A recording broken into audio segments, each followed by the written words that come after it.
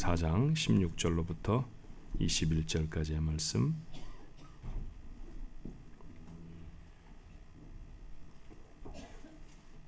16절부터 제가 읽습니다. 예수께서 그 자라나신 곳 나사렛에 이르사 안식일에 늘 하시던 대로 회당에 들어가사 성경을 읽으려고 서심해 선지자 이사야의 글을 들이거늘 책을 펴서 이렇게 기록된 데를 찾으시니 곧 주의 성령이 내게 임하셨으니 이는 가난한 자에게 복음을 전하게 하시려고 내게 기름을 부으시고 나를 보내사 포로된 자에게 자유를 눈먼 자에게 다시 보게 함을 전파하며 눌린 자를 자유롭게 하고 주의 은혜의 해를 전파하게 하려 하심이라 하였더라. 책을 덮어 그 맡은 자에게 주시고 앉으시니 회당에 있는 자들이 다 주목하여 보더라. 이에 예수께서 그들에게 말씀하시되 이 글이 오늘 너희 귀에 응하였느니라 하시니. 아멘. 날씨가 너무 좋습니다. 그렇죠? 날씨 좋을 때 이렇게 멋진 교회로 오게 하신 것, 우리 이장로 집사님 구구절절히 기도하신 것처럼 정말 우리에게 복이고 은혜인 줄로 믿습니다.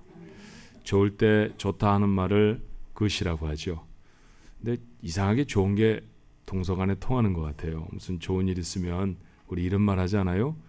입이 귀에 걸렸다 이렇게 말하죠, 그죠? 입이 쭉 열어져서 귀 밑까지 갔다 그런 뜻이잖아요. 그런데 굿이라는 발음을 가장 잘하는 방법은 입을 귀에다 걸고 하는 거랍니다. 최대한 우리 입을 길게 열어가지고 옆에 분한테 굿모닝 그렇게 한번 합시다. 자, 시작. 굿모닝입니다. 누구 입이 제일 길든가요?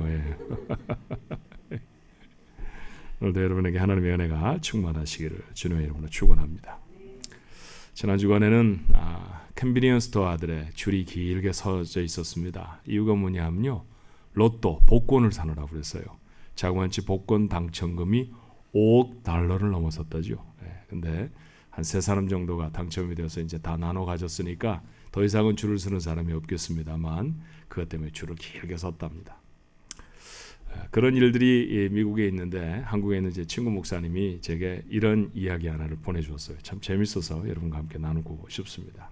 어떤 부인이 남편을 지그시 바라보더니 그렇게 얘기를 하는 거예요. 여보, 당신은 나한테 꼭 로또 같은 사람이에요. 그런 얘기 들으면 좋을까요, 싫을까요? 어떠세요? 아니, 마음이 참 좋았어요. 우리 집 사람이 나를 이렇게 귀하게, 나를 이렇게 좋게 보다니. 정말 내가 그런 사람이야? 내가 당신한테 그런 사람이었어? 이제 조금만 더 하면 나가서 외식이라도 할 판입니다. 그랬더니 아내가 또 다시 남편의 눈을 지그시 바라보더니 한참 있다가 그럼요. 한 번도 맞는 적이 없어요. 로또 맞죠? 여러분 남편도. 세상에서 제일로 알기 어려운 게 아내고 남편이 아닌가 그렇게 생각합니다. 그렇죠? 여러분, 세상에 알기 어려운 게 아내의 마음이고 남편의 마음뿐일까요? 어쩌면 아닐지 몰라요. 여러분, 하나님은 잘 아십니까? 세상에서 하나님을 가장 잘 아는 사람들은 두말할 것도 없이 유대인들, 이스라엘 백성들입니다. 그런데 하나님 잘 안다고 하는 그 백성들에게 선지자는 이렇게 질타해요. 호세아서 6장 3절에 그러므로 우리가 여호와를 알자. 힘써 여호와를 알자. 지금 안다는 얘기예요? 모른다는 얘기예요? 지금 모른다는 얘기죠. 이스라엘 백성 속에 너희들이 잘 안다고 하는 그 하나님 잘 모르고 있으니까 알아라. 그것도 힘을 써서 알아가야 한다 라고 말합니다. 우리는 그리스도인입니다. 그리스도를 따르는 사람들이라는 말이죠. 그리스도를 따르는 사람들이라고 하면, 크리스찬이라고 하면 가장 잘 알아야 하는 사람, 그 존재는 바로 그리스도 예수이십니다. 여러분은 예수님을 아십니까? 우리 인생의 가장 첫 번째로 알아야 할 예수님은 누구셨나요? 우리 지난 시간에 함께 나누었던 인생의 첫 번째로 알아야 할 것은 바로 나를 구원하신 분이라는 것이죠. 주님은 다른 어떤 말로 설명되기 전에 나를 구원하신 분인 줄로 믿습니다. 구원의 은혜를 베푸시기 위해 이 자리에 오셨고 구원의 은혜를 베푸시기 위해 지금도 영으로 나와 함께 하십니다. 이것이 우리가 첫 번째로 알아야 할 것입니다. 자, 오늘 그 말씀에 이어서 두 번째로 알아야 할 것이 또 있죠. 주님은 고향 나사렛에 가셔서 자신이 누구인지를 선포하십니다. 이게 재미있는 비유 같아요. 자, 어린 시절을 지났던, 그러니까 그러니까 삶을 시작했던 곳이 나사렛이라고 하면 공생애를 시작하시며 자신의 공적인 타이틀이 무엇인지도 밝혀야 하는 장소로 주님은 나사렛을 선택하셨습니다. 자, 그곳에 가서 드신 성령이 메시아를 예언한 이사야 61장 1절로 2절의 말씀이었죠. 오늘 누가 하는 본문에 이렇게 적습니다. 18절로 19절에 주의 성령이 내게 임하였으니 이는 가난한 자에게 복음을 전하게 하시려고 내게 기름을 부으시고 나를 보내사 포로된 자에게 자유를 눈먼 자에게 다시 보게 함을 전파하며 눌린 자를 자유롭게 하고 주의 은혜를 전파하게 하려 하심이라 하였더라. 예수님은 세상에 가난한 자에게 복음을 전하시고 포로된 자들을 풀어주시며 눈먼 자를 고치시고 눌린 자를 자유롭게 하시기 위해 오셨다라고 말씀하십니다. 가난한 자, 포로된 자, 눈 멀고 눌린 자들에게는 은혜의 말씀이 아닐 수 없어요. 그렇죠, 여러분. 포로로 잡혀있던 사람들이 노임을 얻었을 때 얼마나 기쁘고 즐거울까요? 이스라엘 백성들이 포로로 잡혀갔다가 노임을 받았을 때 그 상황을 그들은 시편에 이렇게 말합니다. 우리가 꿈꾸는 것 같아도다. 꿈꾸는 것처럼 큰 은혜가 그들에게 임하였다는 것이죠. 이런 놀라운 은혜, 기쁘고 좋은 것입니다. 그런데 그들에게만입니까? 자, 주님은 가난한 자를 위해서 가난한 자를 위해서 그리고 병들고 갇혀 있는 사람들, 그 사람들만을 위해서 과연 세상에 오신 분일까요? 과격하게 성경을 이해하는 사람들은 주님은 가난한 사람만을 위한 분입니다. 부자는 주님과 상관이 없습니다. 그렇게 말하는 사람도 있습니다. 물질에 가진 양을 따져서 주님이 어떤 편에 서신다라는 말은 좀 복음적이지 않은 것 같이 보여요. 그러고 보니까 예수님은 부자도 만나시고 부자에게 은혜도 베푸셨습니다. 여리고에 가셨어요. 삭개오를 만나시죠. 삭개오는 여러분이 아시던 바와 같이 세금 징수원 중에 우두머리였습니다. 당연히 많은 재물을 가졌죠. 부자였습니다. 그런데 주님은 그 집에 머무르시겠다 말씀하세요. 부자를 밀어내시지 않으셨던 주님의 모습을 아닙니까? 예수님의 제자들 중에서 특별히 야고보와 요한, 적어도 이 두 사람은 제법 규모 있는 어업을 하던 부잣집 아들들이었습니다. 자, 그러고 보니 이 말씀 전체가 다 조금씩 우리가 시비를 걸 만한 말씀이 되어지는 것 같아요. 예수님이 만났던 사람들은 비록 로마의 주권을 빼앗긴 유대인들이긴 했지만 이사야의 표현처럼 갇혀있는 사람이라고 하기에는 뭔가 좀 무리가 있습니다. 세금을 거두어서 로마에 내야 한다는 점, 그것 제외하면 유대인들은 자기들의 종교를 마음대로 믿을 수 있었죠. 또 말을 잃어버리지도 않았습니다. 자, 일본이 우리나라를 36년 동안 압제할 때에도 말을 뺏어가지 않았나요? 한국말 쓰지 못하게 하고 모든 사람의 이름을 다 일본말로 개명케 했다는 것을 연세가 좀 드신 분들은 모두 다 기억하고 있는 사건입니다. 그런데 로마인들은 유대인들에게 그렇게 하지 않았습니다. 로마 시민이라고 하면 당연히 감당해야 하는 병역의 의무에서도 유대인들은 제외시켜 주었어요. 이 정도면 압제당하는 자라고 표현하기에는 조금 무리가 있어 보입니다.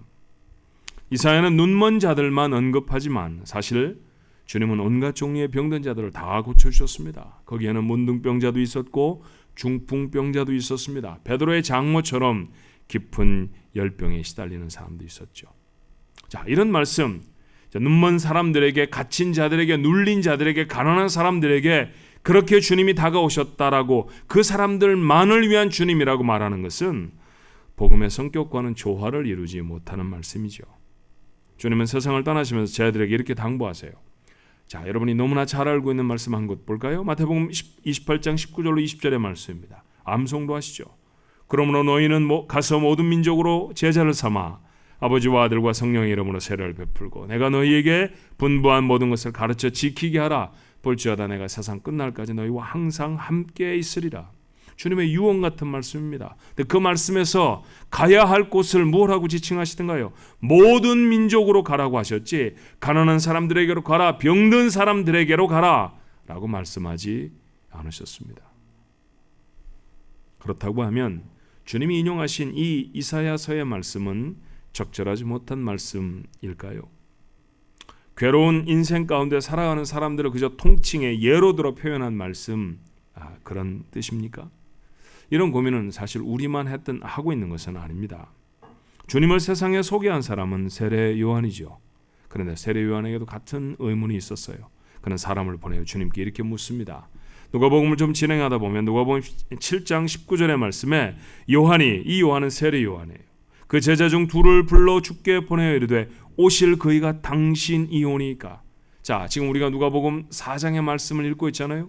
나사렛에 가셔서 그분이 이사야서를 선택하셔서 내가 세상에 온 것은 가난한 자에게 복음을 전하고 눈먼 자를 고치고 눌린 자를 갇혀 있는 자들을 해방시킨다고 하신 말씀, 그 인용하셨다는 것 요한이 모를 리가 없습니다. 그리고 가는 곳곳마다에서 병든 자를 고치시고 회복시키셨다는 사건도 요한이 듣고 알았을 것입니다. 그걸 다 알고 있음에도 불구하고 의문이 멈추지 않는 거예요. 정말 그분이 오실 메시아 맞는가라는 것이죠. 그 사람을 보내서 당신 정말 그분입니까? 우리가 기다리고 우리가 고대하고 있던 바로 그 메시아 그분 맞습니까? 당신 때문에 우리가 구원을 얻는 건 맞나요? 그렇게 질문했죠. 주님의 대답은 무엇이었나요?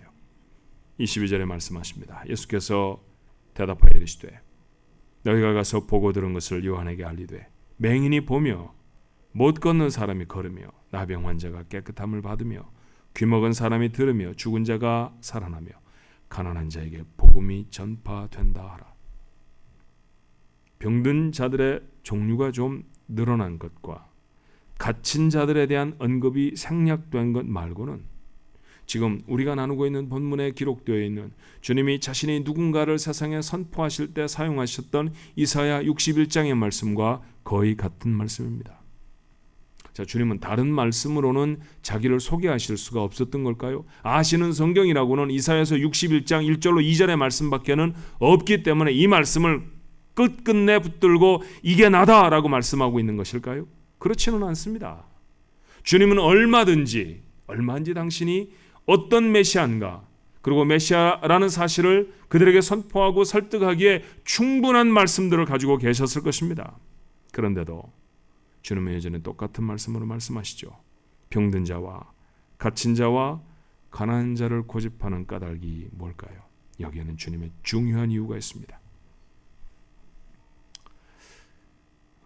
지난 주간, 그전 주간쯤 되나요? 여러분이 요한복음을 묵상하고 계실 터인데 묵상하고 계시죠? 묵상하시는 분은 제 말이 뭔지 당장에 알아들으시지만 안 했구나 그러시면서 지금 후회가 물밀듯 우리 교회 앞에 있는 바다에서 파도가 치듯 여러분의 마음을 덮치는 분들도 계실 거예요. 근데 그 요한복음 9장의 말씀에 보면 소경을 고치는 예수님의 장면이 나타납니다.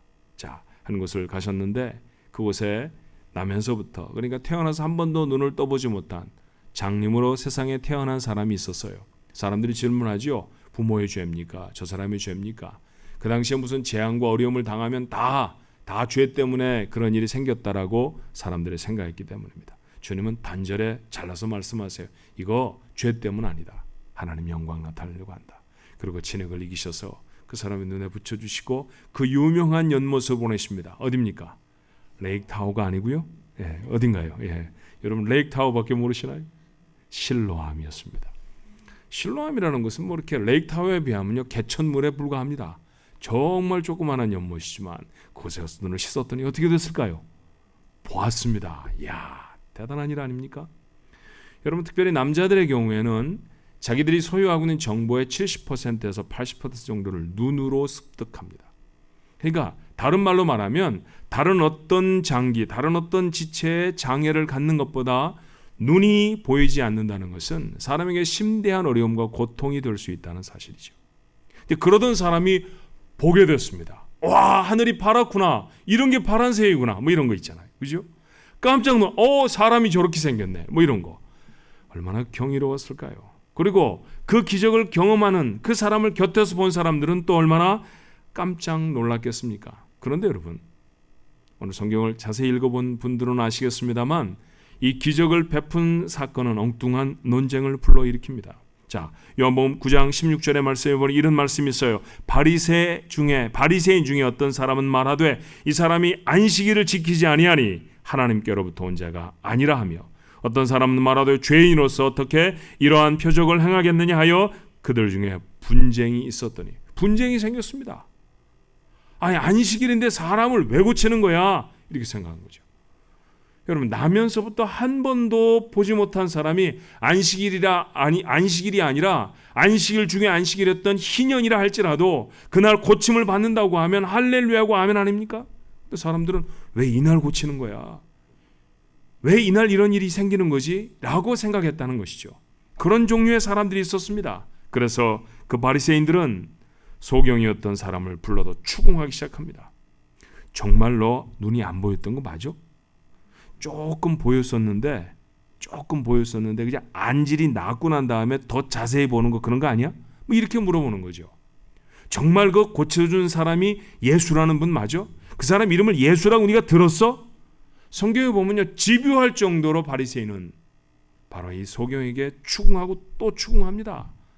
근데 원하는 답을 드러내지 못하자 부모를 소환해서 다시 묻죠. 이 아이를 낳을 때부터 정말 소경이었던 건 맞습니까? 여러분 잔인하다시피 한 질문이에요. 지금 그 사람은 축하를 받아야 할 사람이지 추궁을 당해야 할 사람은 아닙니다. 믿지 못하겠다는 것이죠. 이런 일 한 번도 보지 못했기 때문에 믿지 못하겠다는 것이고, 더군다나 그 일을 예수라고 하는 사람이 행하였다는 것에 대해서 참을 수가 없었어요. 어떻든지 그분이 안 했다고 들어야 합니다. 어떻든지 이 사람이 원래 소경이 아니었다는 증거를 얻으면 더 좋습니다. 그래서 그들은 노력합니다. 결국 다시 불려간 소경이 이렇게 대답해요. 요한복음 9장 30절로 33절의 말씀입니다. 그 사람이 대답하여 이르되 소경이었다가 고침을 받은 사람입니다. 이상하다. 이 사람이 내 눈을 뜨게 하였으되, 이 사람은 주님이죠. 주님이 내 눈을 뜨게 하였으되 당신들이 그가 어디서 왔는지 알지 못하는도다. 당신들은 성경 잘 안다고 하는 바리새 사람 아닙니까? 하나님에 대해 더 가깝고 더 많은 지식을 안다고 하는 사람들인데 왜 당신들은 모를까요? 하나님이 죄인의 말을 듣지 아니하시고 경건하여 그의 뜻대로 행하시는 자의 말은 들으시는 줄을 우리가 아나이다. 창세 이후로 맹인이 맹인으로 난 자의 눈을 뜨게 하였다 함을 듣지 못하였으니 이 사람이 하나님께로부터 오지 아니하였으면 아무 일도 할 수 없었으리이다. 눈을 뜬 사람은 압니다. 이 일을 행한 분은 하나님께로부터 오신 분 틀림없이 맞습니다. 제가 전혀 볼 수 없었는데 지금 볼 수 있는 것, 그리고 보게 하신 분이라고 하면 하나님이 보내신 메시아입니다. 소경이었던 사람은 주님을 하나님의 아들로 알아봅니다. 그런데 눈 멀쩡히 뜨고 보던 사람들은, 바로 그 바리새 사람들은 말이죠, 주님을 주님으로 알아보지 못합니다. 성경이 우리에게 주고 있는 아이러니를 아시겠어요? 눈 뜬 사람은 못 보는데 눈 감았던 사람은 보았습니다. 이걸 우리가 나누고 있는 말씀처럼 말하면 뭘까요? 소경이래야 주님을 봅니다. 소경이라야 주님을 볼 수 있습니다. 가난한 사람이라야 메시지를 마음에 담을 수 있습니다. 눌린 사람이라야 주님이 필요합니다. 결국 이 소경에게 일어난 일이 무엇이었을까요? 자, 성경을 계속해서 읽어보면 요한복음 9장 35절로 38절에 예수께서 그들이 그 사람을 쫓아냈다 하는 말을 들으셨더니 그를 만나사 이르시되 내가 인자를 믿느냐? 대답하여 이르되 주여 그가 누구시오니까? 내가 믿고자 하나이다. 예수께서 이르시되 내가 그를 보았거니와 지금 너와 말하는 자가 그이니라. 이르시되 주여 내가 믿나이다 하고 절하는지라. 믿음을 갖게 되었습니다. 구원을 받게 됐다는 얘기죠. 소경으로 출발했는데 영혼의 구원을 얻습니다. 메시아를 만난 것이죠. 주님은 구원의 은혜를 주시러 세상에 오신 분이라고 했습니다. 그런데 여러분, 오늘 이 말씀을 통해서 우리가 확인할 수 있는 게 있어야 해요. 분명히 마음에 새겨야 할 것이 있습니다. 누가 이 은혜를 만납니까? 소경이 만납니다. 소경이래야 이 은혜를 만납니다. 눈을 뜨고 있었던 바리새 사람들은 만날 수 없었던 은혜였습니다. 이 사건의 결말을 주님은 이렇게 맺으시죠. 요한복음 9장 마지막 절 41절입니다. 예수께서 이르시되 너희가 맹인이 되었더라면 죄가 없었으려니와 본다고 하니 너희 죄가 그대로 있느니라. 여러분 얼마나 아픈 지적이에요. 본다고 하는 사람들, 우리는 볼 수 있습니다, 우리는 맹인이 아닙니다 라고 말하는 너희들은 은혜를 받지 못한다라는 말씀이죠. 구원의 은혜와 상관이 없다라는 선언입니다. 주의를 좀 환기해 볼까요? 가고 싶지 않은데 가야 하는 곳이 있습니다. 어디입니까? 머릿속에 여러 것들이 막 떠오르는 것 같으시네요. 제게는 병원입니다. 병원. 가고 싶지 않은데 가야 하죠. 근데 여러분 병원에 언제 가십니까? 병원에 간 지가 좀 됐지 내가. 병원에 한번 가볼까? 이러고 가십니까? 우리 중에 아무도 그렇게 병원에 주기적으로 안 가봐서 가보고 싶은 곳으로 가는 사람 없습니다. 직업인 빼놓고요. 의사라든지 간호사라든지 뭐 약사라든지 이렇게 병원에서 근무하시는 분들 빼놓고는 거기 가고 싶어하는 사람 거의 없습니다. 그리고 병원에 언제 가십니까? 감기 걸리면 득달같이 갑니까? 콧물이 한 방울 딱 비치면 병원으로 가십니까? 안 그래요. 나을 때까지 한번 버텨보죠. 근데 머리에 지긋지긋 아프고 열이 막 나고 찌푸도 하고 너무너무 고통스러우면 병원에 갑니다. 병원에 갈 때에는 무슨 마음으로 갑니까? 가야 꼭 낫겠다라는 마음으로 가는 거 아니에요. 내가 이거 꼭 나아야 되겠어. 그런 절실함으로 병원에 가지 않습니까? 우리 병원에 그렇게 갑니다. 근데 구원이라는 사건을 주님은 이것과 비유해서 이렇게 말씀하신 거 우리가 기억해요. 누가복음 5장 31절에 예수께서 대답하여 이르시되 건강한 자에게는 의사가 쓸데없고 병든 자에게라야 쓸데가 있나니. 건강하면 의사한테 안 온다라는 거죠. 그죠? 병든 사람이 의사를 찾는다라는 말입니다. 무슨 뜻입니까? 이거 뭐 때문에 이 말씀하셨을까요? 그래서 주님은 다시 설명하세요. 이어 계속되는 32절에 내가 의인을 부르러 온 것이 아니요 죄인을 불러 회개시키러 왔노라. 주님이 부르시는 자는 죄인입니다. 그리고 그 부르심에 응답할 수 있는 사람은 자기가 죄인이라는 사실을 아는 사람뿐입니다. 아무도 응답하지 않습니다. 바리새 사람들 죄인이라고 손톱만큼도 생각하지 않았기 때문에 주님을 죽이려고 했습니다. 죄인이라고 생각한 사람들이 주님을 영접합니다. 그래서 베드로가 갈릴리 호수에서 주님을 만났을 때에도 했던 고백은 나는 죄인입니다. 나를 떠나소서였어요. 주님, 어떻게 이렇게 고기를 많이 잡으십니까? 어떻게 이렇게 신출규모란 대단한 능력을 가지셨을까요? 나에게도 그런 능력을 주셔서 내가 고기잡이에 실패하지 않게 해주십시오. 그렇게 말하지 않습니다. 자기의 평생에 단 한 번도 경험해보지 못했던 놀라운 만선의 축복을 경험하고 난 다음에 이것 행하시는 분은 하나님밖에 없어. 하나님이 하신 일이야 깨닫고 난 다음에 그가 주님을 하나님으로 깨닫고 했던 첫 번째 고백이 무엇이었어요? 나는 죄인입니다. 나를 떠나시옵소서. 신약성경에 걸출한 영웅 바울도 나는 죄인 중에서도 우두머리입니다 라고 고백합니다. 여러분, 그들이 다른 사람들보다 더 많은 죄를 지은 사람이라 이렇게 고백했을까요? 베드로는 다른 사람보다 훨씬 죄를 많이 지었고 바울도 나쁜 짓 많이 한 사람이야. 여러분 그렇게 알고 계십니까? 아닙니다. 그들은 어쩌면 평균 이상의 사람들이었죠. 그럼에도 불구하고 그들은 자기 스스로를 죄인으로 고백합니다. 사실 세상에 죄인이 아닌 사람이 하나라도 있을까요? 이 세상 모든 사람을 향해 하나님의 선고가 무엇입니까? 로마 3장 10절에 이렇게 말하죠. 기록된 바 의인은 없나니 하나도 없으며 단 한 사람도 의로운 사람이 없다는 것이죠. 바꾸어 말하면 모두가 다 죄인이라는 것입니다. 세상의 모든 사람이 하나님 앞에서는 다 죄인입니다.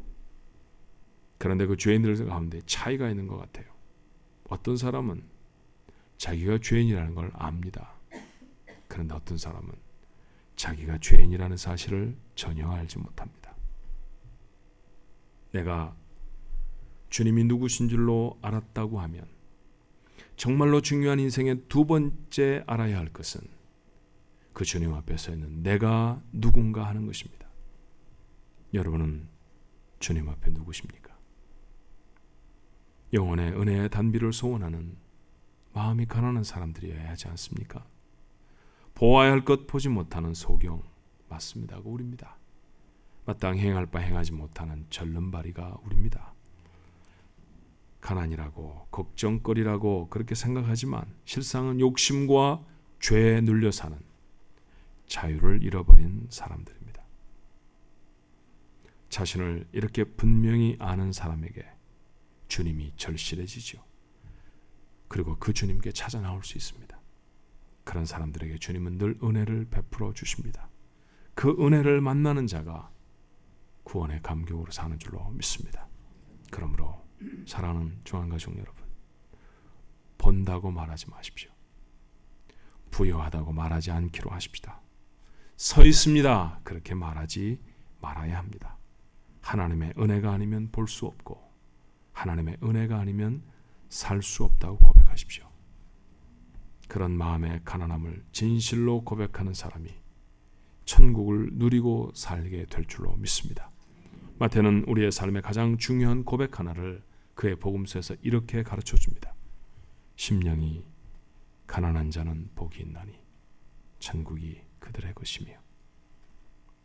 여러분과 제 일평생의 고백이 되어져서 천국을 누리고 경험하며 사는 복된 인생들 되시기를 주님의 이름으로 축원합니다. 기도하십시다.